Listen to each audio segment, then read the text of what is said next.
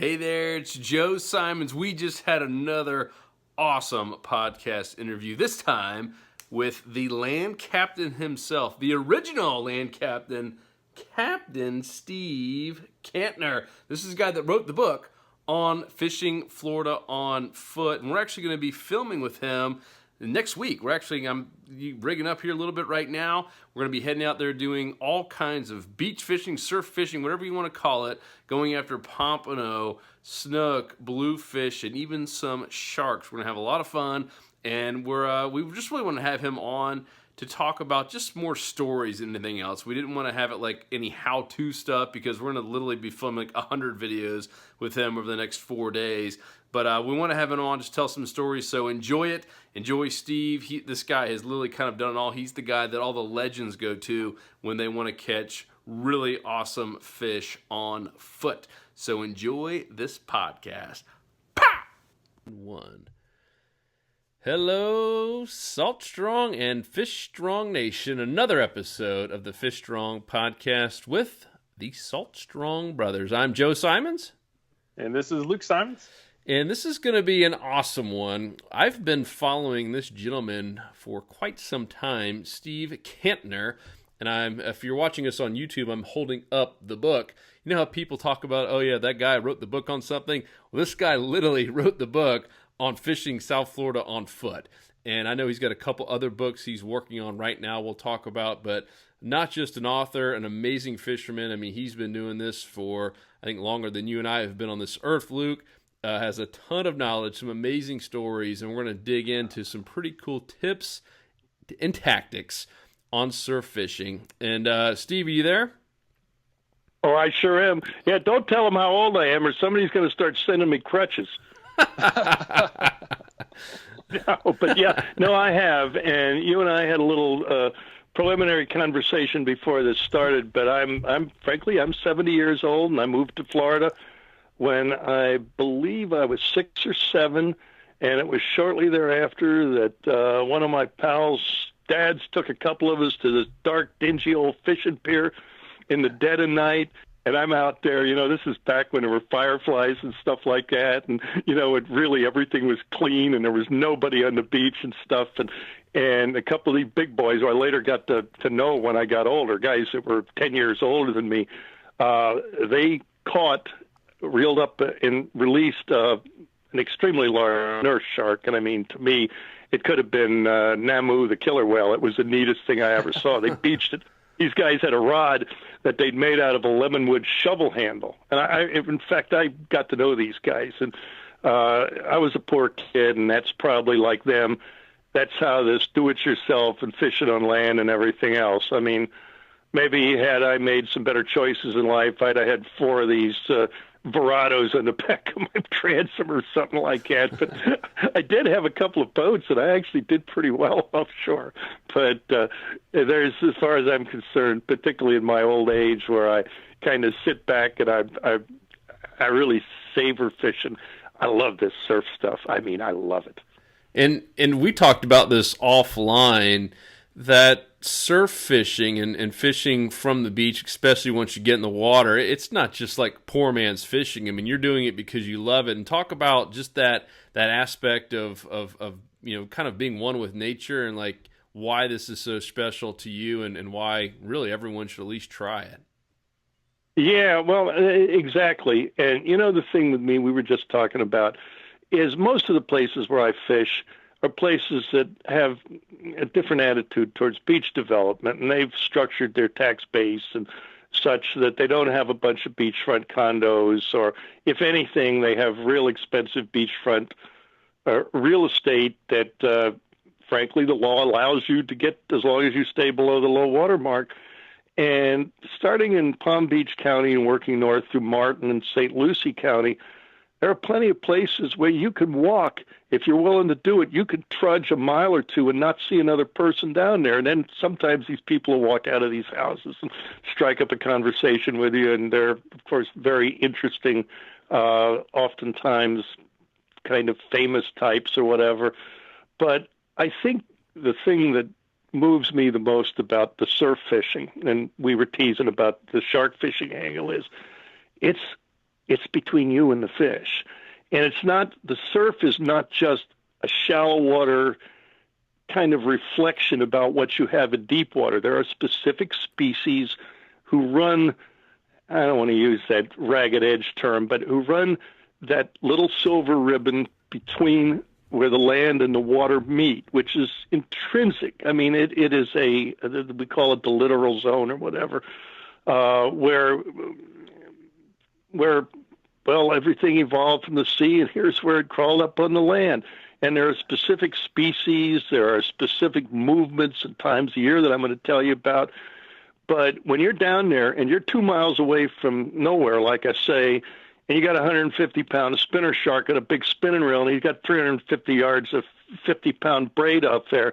I remember I had somebody, well, I told you, I had somebody walk up to me, and, we don't think of this anymore. The tackle is so evolved, you, like Ernest Hemingway said, there's no way the fish can win. And I'll tell you, and like I said, I just had my annual physical this morning, but a lot of years I used to say that was my stress test, and you're out there, and this thing's been out there for 30 minutes, and now you got him almost all the way back, and you're gasping, your feet are in this wet sand. And I had this little girl who was walking down the beach walk up to me and said, who do you call if you pass out? Who do I call if you pass out? And I said, the coroner. But it's really where you get to kind of reconnect with yourself at the place that is the origin of life as we know it, where the waters and the earth meet. You smell, it's particularly on these beaches further north where you have clean Gulf Stream water coming a lot closer. You smell the iodine, the fresh northeasters in your face. You're not smelling car exhausts or anything else. You see strange stuff on the beach, sometimes black swans, bobcats, all kinds of stuff. And, the people are, when you do see people, they're there for the same reason you are, even if they're not fishing. They really tap into this vibrancy, this energy in nature. And, in a day and time when people are thinking about eating better diets, fish certainly figures heavily into this. And if you follow the seasons and you know what you're doing and you're using sporting tackle, even catching, like eating fish, mackerel, bluefish, pompano, and whiting and stuff is not only exciting, but it provides, kind of an alternative source of dinner. And I could eat fish 7 days a week, but that's just me, and I'm probably an oddball. You want me to tell you about what we look for right now? Yeah, so Absolutely. it's March right now. So yeah, let's talk about what species, what kind of baits or lures, everything that you're looking for right now, and in particular, because Saltstrong, you followed us for a while. We hammer home the importance of just getting that right spot, especially if you're on the beach. It's not easy just to walk a mile or two down the beach, trekking all your gear. So I'd love to talk about. No, you got it. Yep. Yeah. As far as spots, here's something. First of all, there's fish that we would call demersal that stay there all the time. We have fish that are migratory.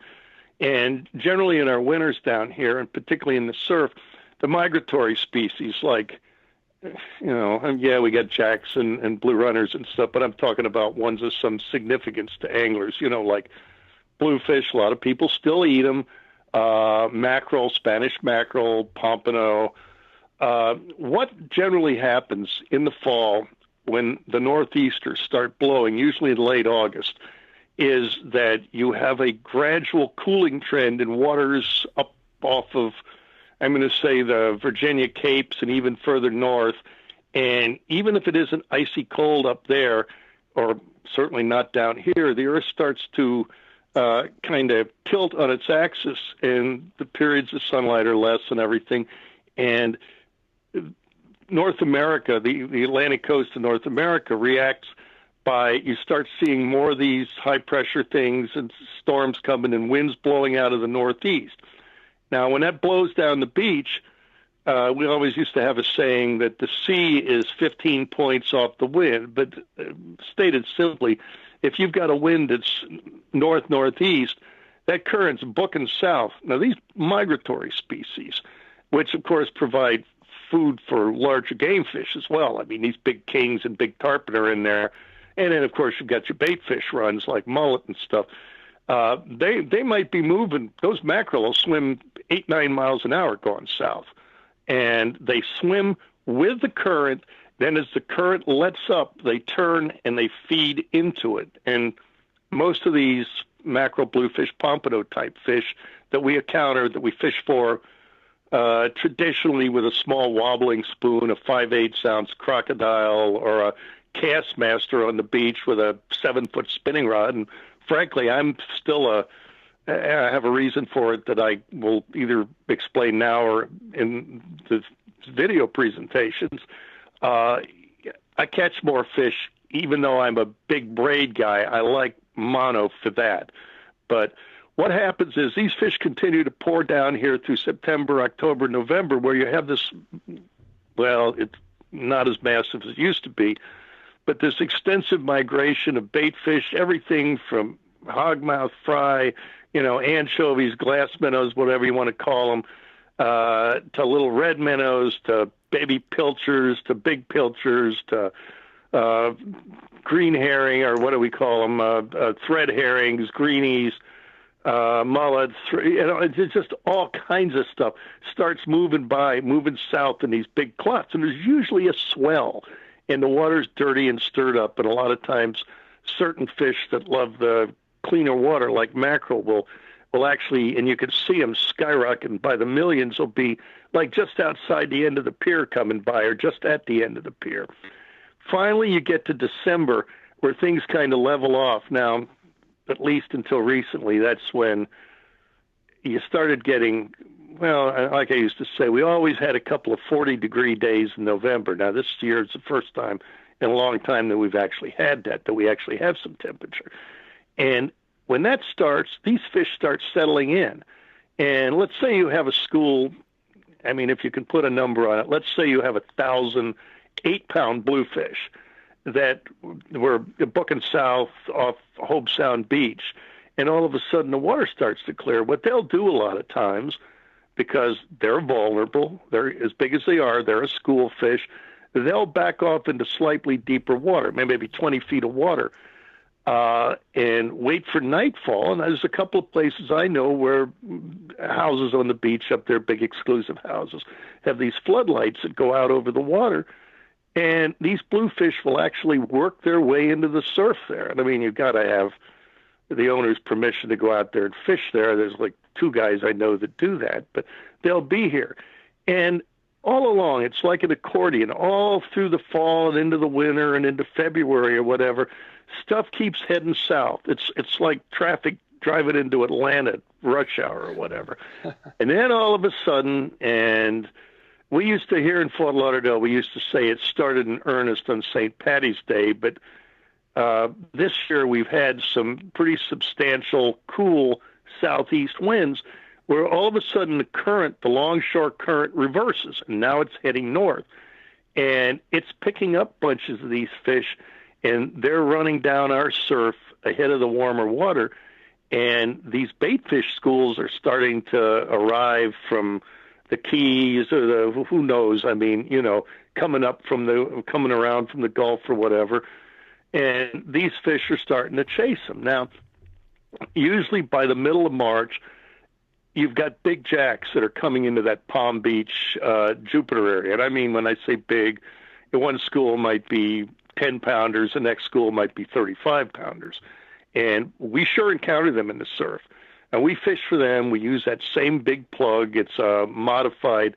It weighs about 6 ounces. It's a surface plug. And there we're using a 9 or 10-foot big, spin rod with a reel that's capable of holding, there I use the braid. You want something that's got, at least 300 yards of 30 or 40-pound braid on it.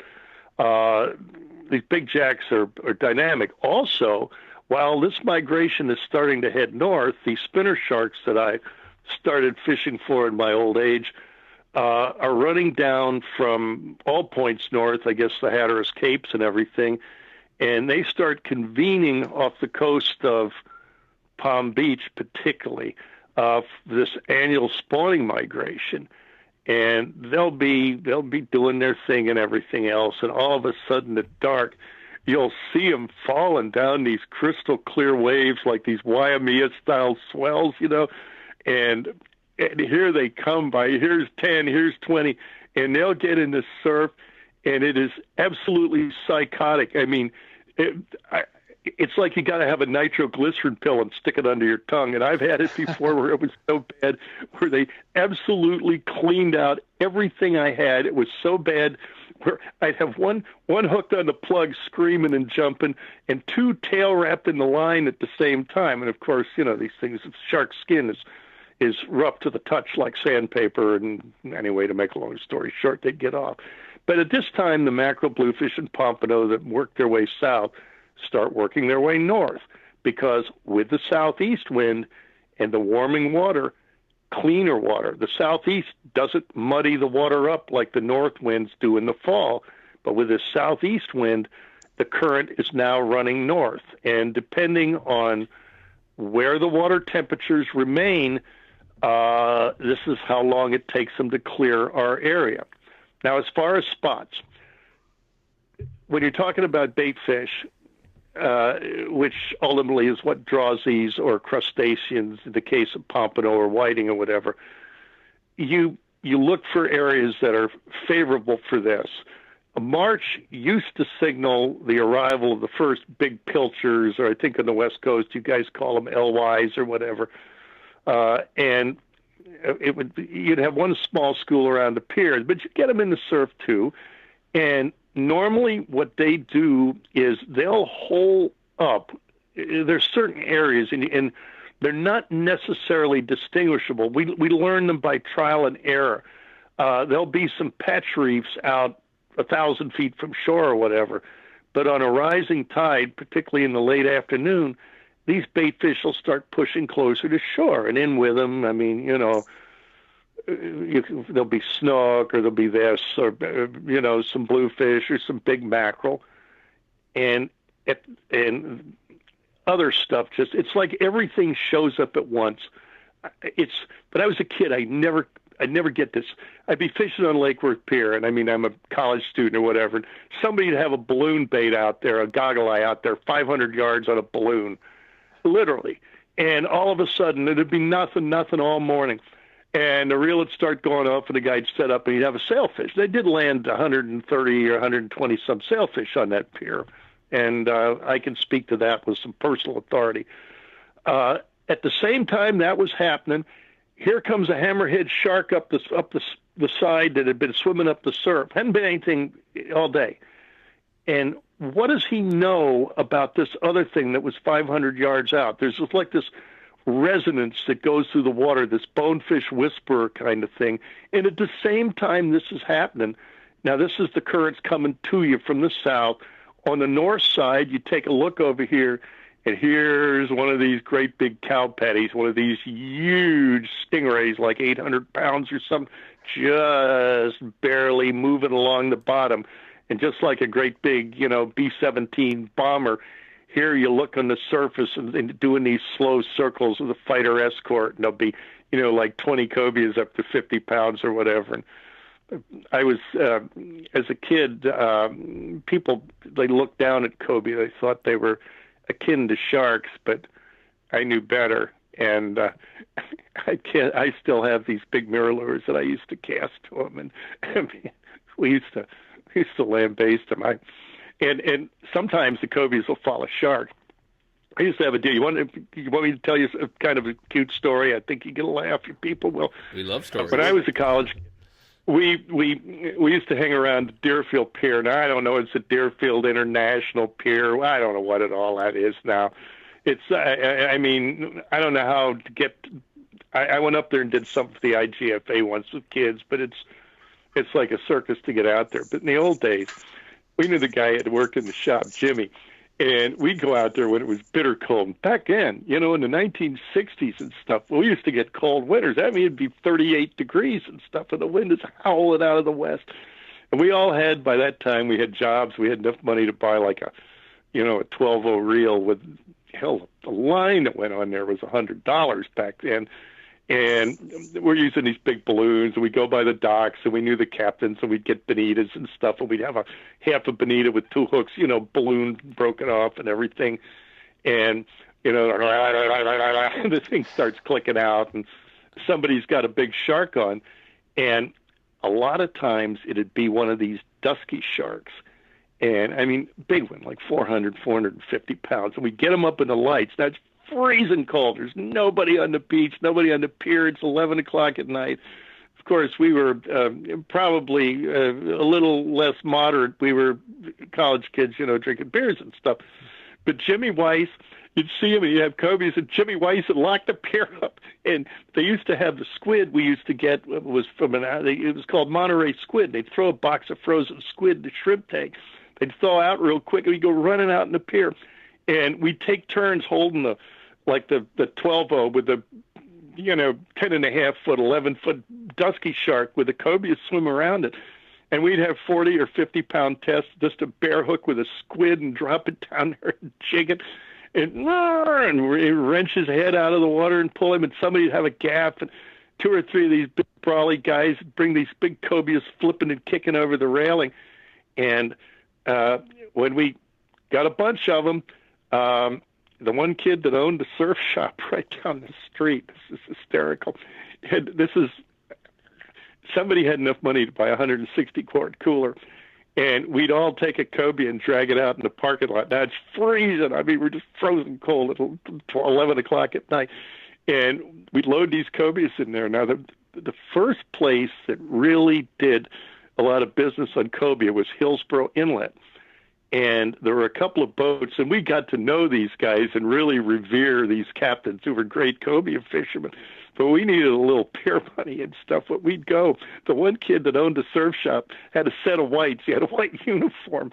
And we knew that the morning trip, they'd fish sailfish out in the Gulf Stream going north. Then they'd run up on the beach, and they'd run back to Hillsborough Inlet from like up in Boynton or whatever. And every time they'd see a ray, they'd catch cobias.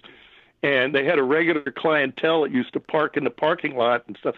And we'd arrive about 20 minutes before these charter boats would come around the corner at Hillsborough Lights. And here we had this great big cooler in the back of a truck and everything. And listen, we didn't have any or whatever, but we've got some here. And and you know what I mean? It was $4 a pound or whatever. And we're filleting the cobias, which were ice cold. We had ice on them and everything. And weighing them in their scales and stuff like that, and selling the cobias. I remember telling one of those captains about that years later. They were laughing so hard they were crying. Yeah. And I mean, it wasn't so much that, or we did it that often that they lost out a bunch of business. But that's the kind of stuff we did. And I've always had a real sense of inshore fishing, and I've always liked that. That's great. Yeah, I love cobia. That's.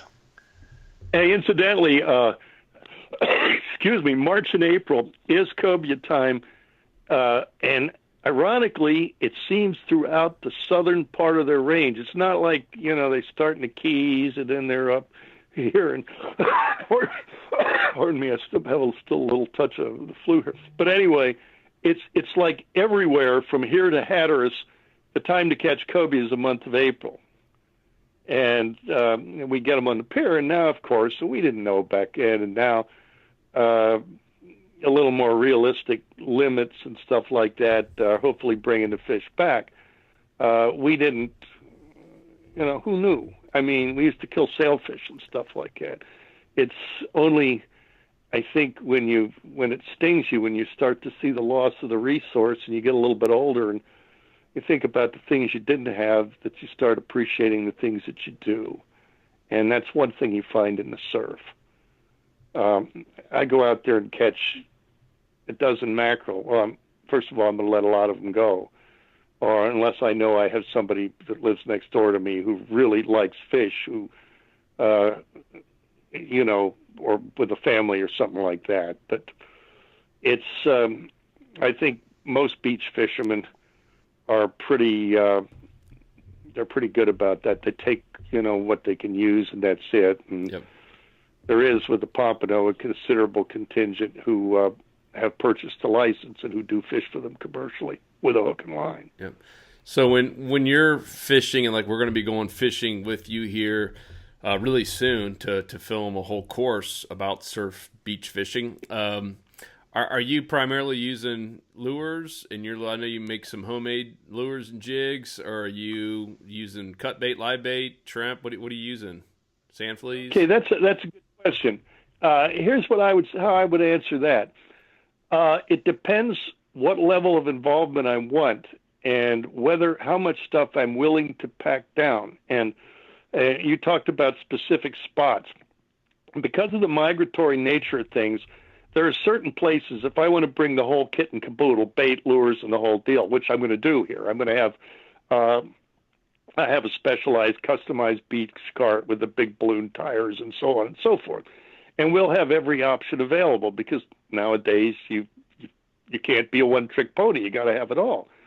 But at the same time, I might have 3 or 4 surf rods, and I don't mean that they have to be 14-footers, but if I'm going to stop and bait fish, let's say for pompano or whatever, I want a rod that's long enough that when it's in the sand spike, that the surf rolling in does not grab the line and pull the sinker up from the bottom.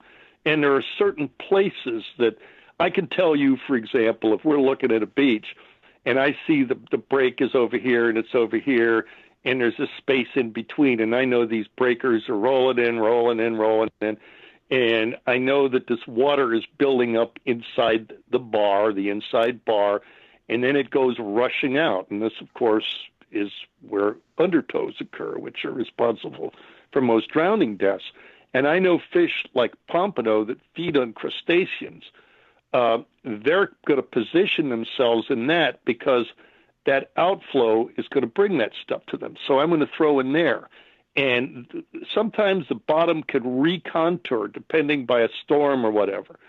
There's going to be places that, for example, if I'm going to fish a sinker for pompano where I know there are rocks, and what I want to do is, if the pompano are not, and they will occasionally do this, they'll hang over broken bottom, I want to place or use a type of sinker when I'm fishing in there that I can recover the sinker, that I don't end up hooking a fish and, leaving him like a ghost fish in there that I can't ever get back and that he can't get out of.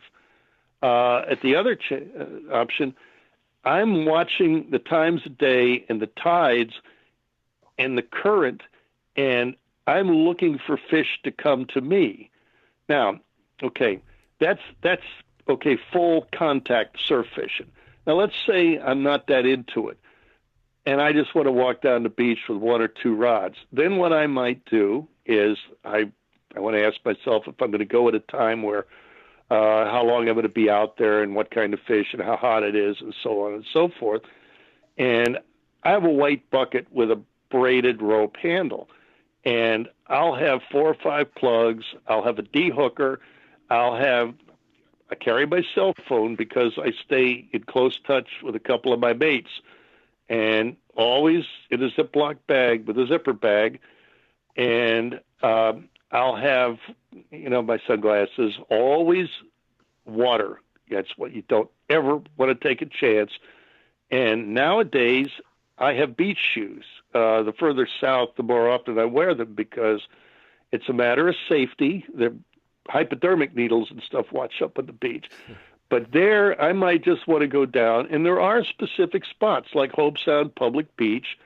There's a place, most of the time, if you want to do anything with pompano, you walk about, I don't know if I'd call it a half a mile south to a place we call Poacher's Point. On the opposite side of Poacher's Point, there's kind of a trough or whatever, because up there the current seems to run a lot from the north. There's a reason for that. And these bluefish kind of collect in the back of that and stuff, catch stuff that gets swept into their bait fish. Other places, if you see rock formations like at Carl Cove Park, and the tide is anywhere near high enough for the bait fish to get in there, by all means, I mean, that's where you want to look. And what we'll do a lot of times is we'll have 3 or 4 of us that go fishing at the same time who stay in touch with each other, and and a couple of these guys that I know are commercial hook and line fishermen on the beach. They don't even have boats. And let's say, I mean, I'll be honest with you. I mean, to me, it's a Spanish mackerel or pompano or whiting are okay once in a while. And we kind of, we keep each other apprised. And some of these people they have job constraints. Like the one guy runs a shoe store, and he doesn't get out of there until 3:30 in the afternoon. His wife locks it up for him and everything else. And he goes out and fishes. And if they do anything, he's got ice in the car, and he goes and fishes in the morning again, early, until like 8 o'clock. And he takes whatever he has to the market. And he bought a lot of house. He's got a lot of kids. And, at least he lives a place where he can have two jobs. So I want to go back to the timing, because you mentioned something there that got my attention. If you could pick your time, if you had a whole free day, and let's just say pompano, because we've talked about that for a little bit. What are you looking for? What kind of tide, wind? The last two of the incoming, first three of the outgoing, and if possible, if it's not bright sun, it does better. But the water is usually milky with them, and it's not like they're staring into a street light, So that's not the big thing. I want the last part of a rising tide. I want the water that opaque, kind of not emerald, but that kind of almost topaz color. And the real way to do that, particularly Hutchinson Island, where they are now, that they have so many beach access sites, is know somebody who's checking them too, and constantly going back. I was at Normandy, I was at here, I was at County Line, there was nothing, so on and so forth. And you get an idea, but a lot of times, and it's unfortunately the intrinsics are sometimes, it's not like down here further south. Up there, everybody will be sitting there, and all of a sudden, out of the clear blue sky, after everybody's sitting and everybody's reeling in and getting ready to go home, and the tide is wrong and stuff, rods will start jingling. And these guys that can have 250 fish apiece, they'll get 20 or 30 fish apiece out of the middle of nowhere. And then all of a sudden, it usually starts with they'll get a ladyfish or something. And then the next thing will be they'll get two ladyfish, they'll get a pompano. And then the steady pompano for an hour, fast as you could, 10-3 rods. You can't get the fleas or the baits on there and have them thrown out in time. Then all of a sudden it'll go to ladyfish again or jacks, and the next thing you know, it's crabs. And if there's anything you can notice a lot of times is that the water will get kind of a stagnancy about it, where the same piece of seaweed that was out in front of you 15 minutes ago is still sitting out there wanting to get hung on your line. But sometimes there's just no explaining it. Love it. It's like it's like some of these things, some of these votes I see being taken and stuff. I don't want to make any political comments, but some of this stuff that's happening, there's just no explaining it. So you can't always tell. The best you could do is go to a place that is known to harbor fish, check the water out to see that it's reasonable. And there are all sorts of, beach cam websites that you could see it. If it's that brown fresh water that's gushing out an inlet, skip it. If there's a howling north wind or whatever, and you can't keep your line out and your 5-ounce sinker washes up on the beach 2 minutes after you throw it, forget about it. Go do something else. Those are times when it gets fiercely rough. In fact, really, really rough is when my crowd goes like to Palm Beach or Jupiter Inlet.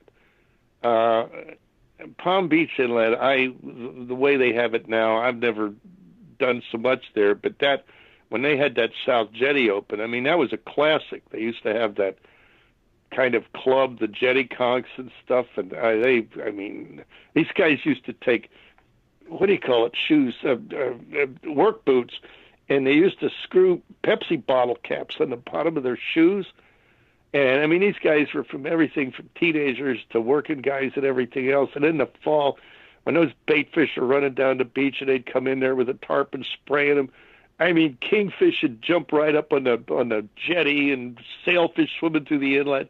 I mean, I've got some really good stories that friends of mine who were a little older got in that. The deal now up there by where you're going to stay is if it's real rough in the ocean and on the last of an incoming tide, a lot of times bluefish and some jacks and stuff push their way into that inlet, and sometimes Spanish mackerel. And let me answer one thing, and I think I've been evasive here.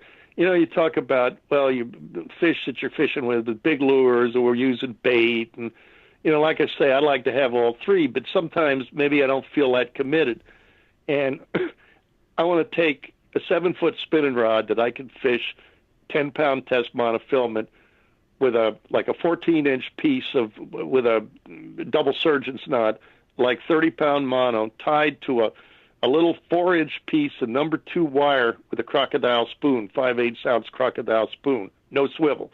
I'll show you. I have a quick tie and redo knot and stuff. It's just square knot at the end, one and a half through, and pull it tight. And I fish it, and I got that, and I've got an 8 or 9 foot rod that I can throw that big plug. The little rod, if the pompano come right in the surf, I can snip that wire off there and put a yellow 5/8 ounce jig or a 3/4 ounce if I needed, one of these goofy jigs, that's a whole story in itself that are proving so deadly for pompano.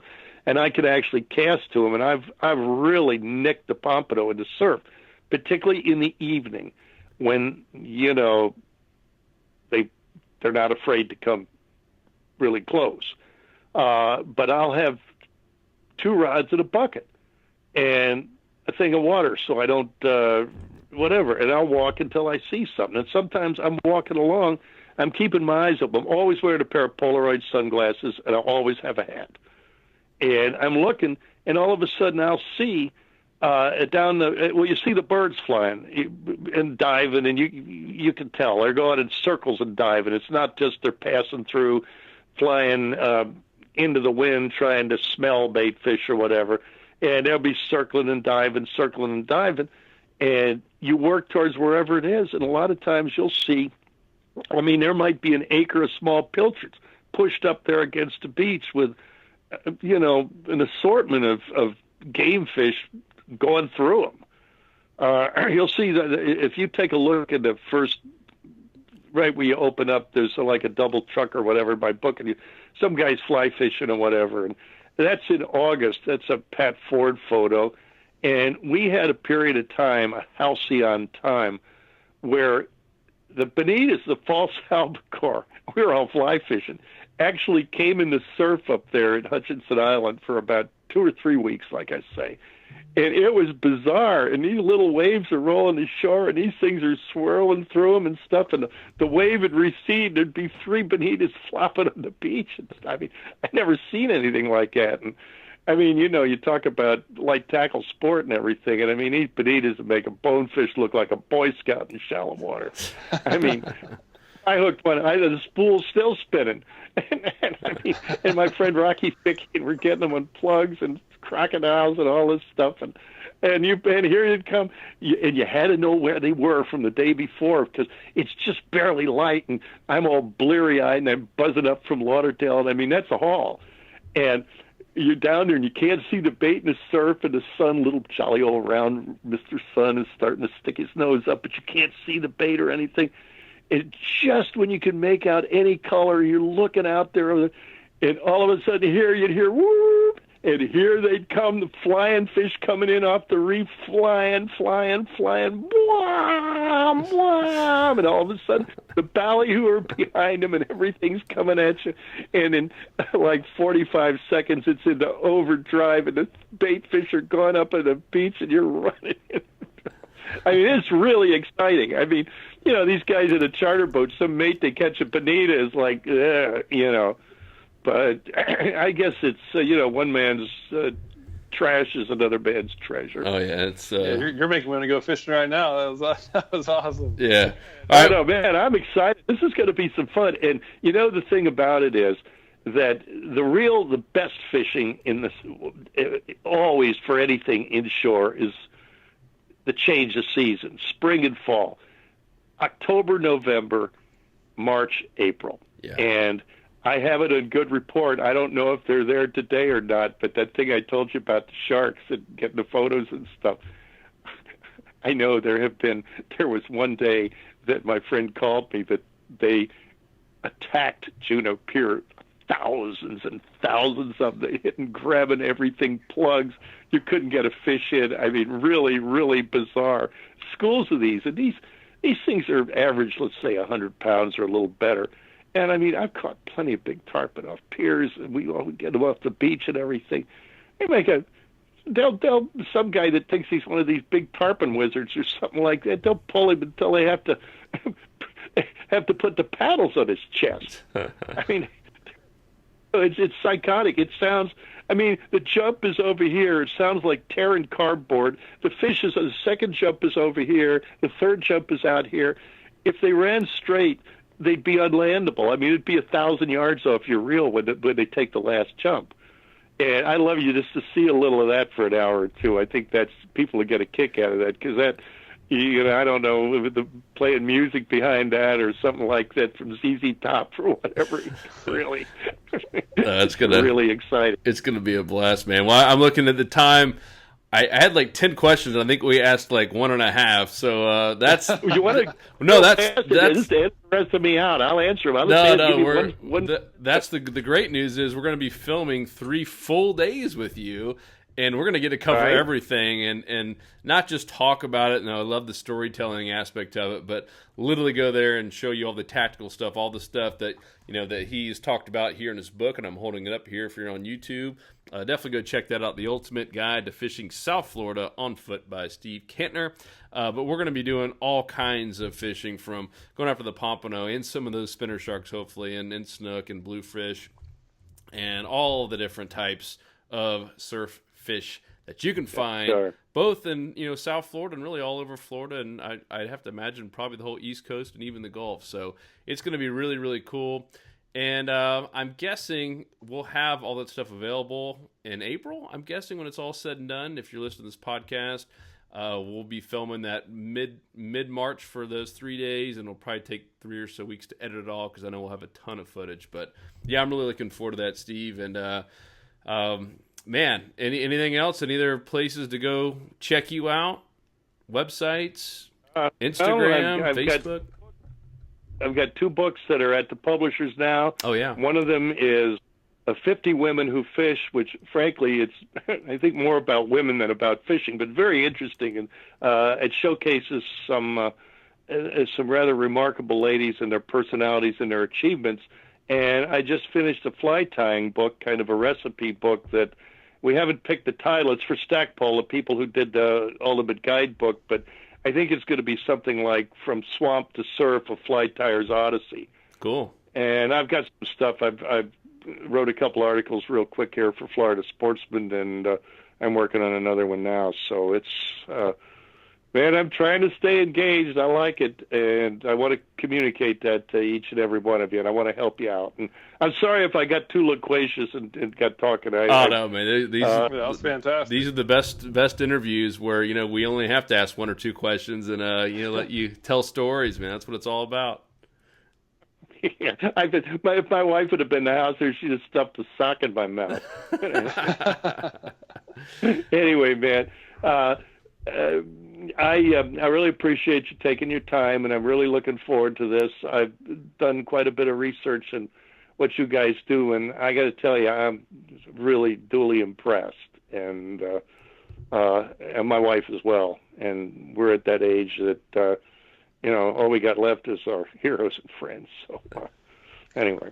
Cool. Well, hey, to friendship and to fishing, and we're really looking forward to getting out in the water with you here in a couple weeks. So. All right. Okay. All right. Thanks, Steve. I'll talk to you then. All right, man. Bye-bye.